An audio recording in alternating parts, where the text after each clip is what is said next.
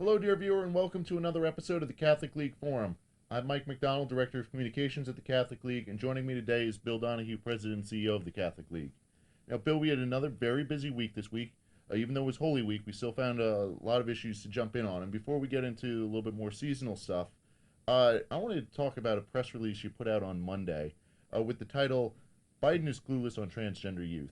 Now, Biden seems to be clueless on a lot of things, particularly on this issue. We've highlighted a lot of the policies coming out of the administration that they're working to promote transgenderism. But why is he particularly clueless on transgender youth? Well, he came out and he said on Transgender Visibility Day, I didn't know they were invisible, that this is good to parents who affirm the kids who want to transition. Little kids to want to transition. What would they know about that? They just got off their tricycle. Now you want to change their sex. It's rather remarkable. In fact, he's even gone so far as to say 8 and 10-year-olds. Those are third and fifth graders. Yes. I used to teach those little kids. He wants them. It's okay to change their sex. That means puberty blockers. It means everything else that destroys you. Now, one of the reasons I wrote this is I read a compelling piece by a young gal, a very sad case in Lancashire, in England, who at the age of 11, her parents divorced. She didn't see her mother much. Her father took care of her. She grew up with some stepbrothers who were 8 years older than her, a very masculine kind of environment. And she decided she wanted to become a boy. She's all mixed up. She admitted that she had mental health issues. Right. And as I said in my piece, she was smarter than her doctors.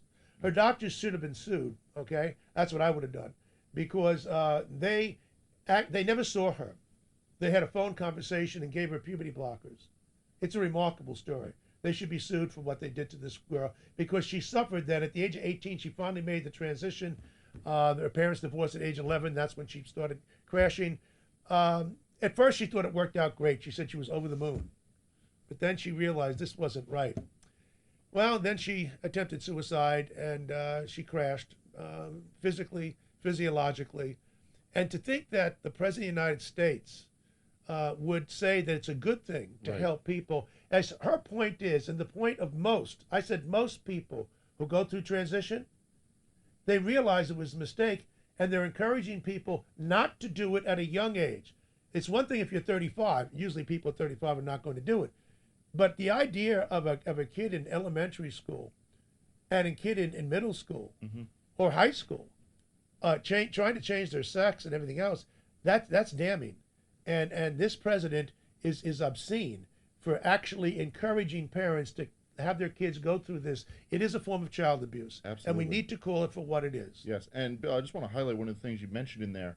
You're talking about, with this girl in particular, but we see this so often in so many of these stories that a lot of these kids that want to transition have underlying mental health conditions that are not being treated. Right. And that in and of itself is child abuse, but then to throw this on top of it, where is the compassion? Well, Dr. Paul McHugh is one of the nation's leading Catholic psychiatrists, and he has said that he looked at this issue going way back when it was unpopular back in the 1960s. It was just starting to bubble.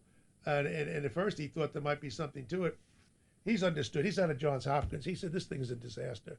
And if people knew more about it, they wouldn't be encouraging this thing. We're not asking anybody to punish a kid, all right, who's going through this. He's confused. But what's going on in the schools is they're grooming them. They're telling kids it's okay if you think you should be of the opposite sex. And the word is sex, not gender, as we continue to point out.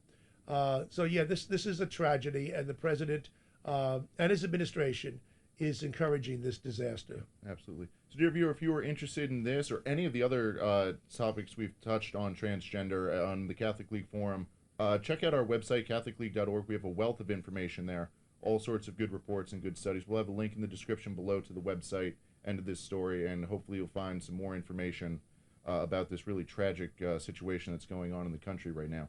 But, Bill, I want to shift gears real quick.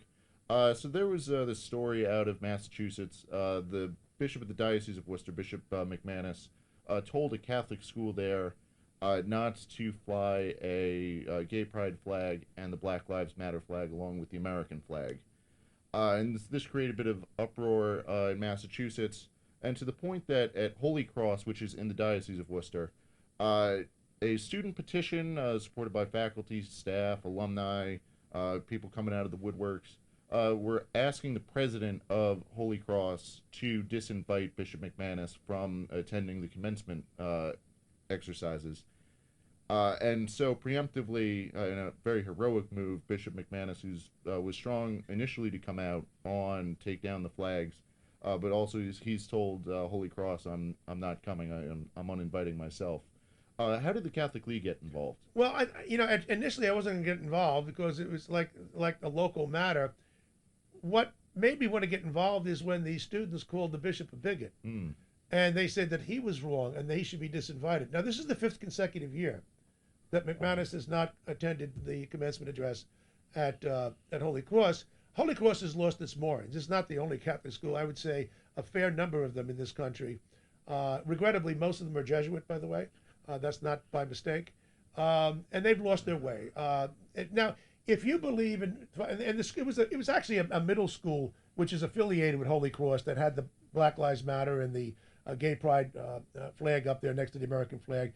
The bishop didn't even know about it until he found out of it much later, and then he said, look, they don't belong there. Now, if you are a white supremacist, I think you should be on the side of Black Lives Matter, because Black Lives Matter rips off black people. It destroys their neighborhoods. 25 people murdered as a result of the riots of Black Lives Matter. They took in $90 million last year. They didn't give any money to black people. They bought mansions for themselves. They're Marxist. They want to destroy the nuclear family. So if you're a Klansman, you should be cheering for Black Lives Matter, because that's what they want to do. They want to punish and destroy black people. Now, these students would take great umbrage at what I'm saying. They're saying, no, we would be racist for making that. No. If you really understand the consequences of what happens with Black Lives Matter projects, then you would know that they are destroying black people. They are the enemy of black people. I don't need to be told how much they care about black people. They don't, okay? And the same thing with the gay pride parade. You know, if you want to be gay and be pride, have your pride parade, go ahead and have it. But increasingly we know that there's an activist segment in the gay community which is precisely anti-Christian and specifically anti-Catholic. And their idea of marriage and transgender, it's totally the opposite. They're not looking for tolerance. We're looking for tolerance from them. And so they symbolize something which is an attack on the institution of marriage. And of course, they stand for the child abuse, which takes place under the rubric of transgenderism. So, yeah, we commend Bishop McManus. The students were out of line.